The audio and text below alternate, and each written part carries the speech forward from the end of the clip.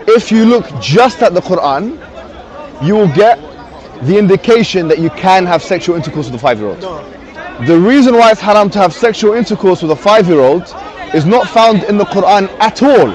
If you just read the Quran, it is halal. It would be halal to have sexual intercourse with a 5-year-old. In Surah Al-Talaq, chapter 65, verse 4, Allah subhanahu wa ta'ala tells us who you can divorce and who you cannot divorce. And then he says, وَاللَّائِ لَمْ يَحِدْنَ, وَاللَّائِ لَمْ يَحِدْنَ, and the ones who had never been pubescent before. And by the way, this is very important, yeah? I want all Muslims to be aware of this. The reason why we don't have sexual intercourse with 5-year-olds and 6-year-olds and 7-year-olds or whatever is not because of puberty. Wait a minute, what did you say? It's not because of puberty, because that verse in the Quran actually says lam yahid. They never had puberty before. You can't go around that.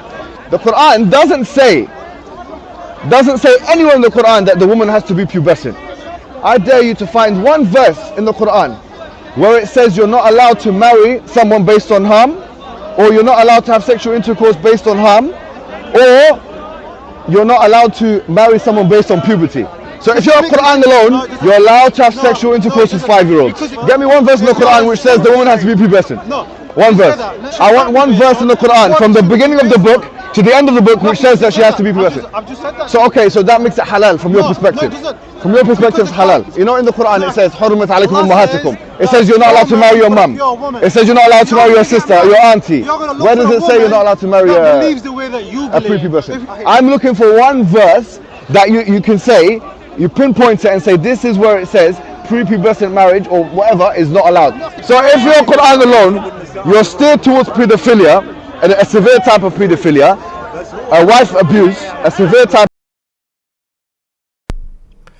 Hey Muslims, now what do you guys got to say to that? Let's leave some comments here. I always say Mohammed Hijab is my favorite Muslim apologist because he tells y'all what we've been telling y'all. So you can have sex with kids or babies. They didn't reach the age of their puberty, and there's no issues in Islam. Explain it. Explain why that would make sense to you from a holy God. That's all I gotta ask.